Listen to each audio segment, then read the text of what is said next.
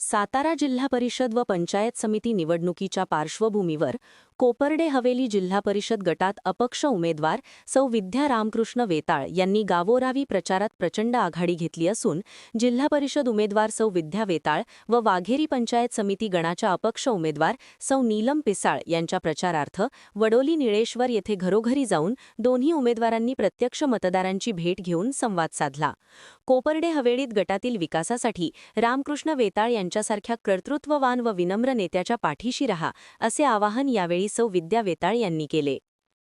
की तुमच्या ज्या काही अडचणी असतील, गावातील महिलांच्या ज्या अडचणी असतील, बचत गटांना जास्तीत जास्त काम मिळवून देण्याचा प्रयत्न करीन। गावातील काही समस्या असतील, शाळेविषयी असतील किंवा शौचालयाविषयी असतील, काही समस्या असतील, त्या सर्व समस्यांचं निवारण करण्याचं काम नक्की करीन। जो आपल्या साहेबांच्यावरती अन्याय झालाय त्या अन्यायाला वाचा फोडण्यासाठी मी काल जे मुद्दे मांडलेत त्या मुद्द्यांना अनुसरून या गावोगावी भेटी करते।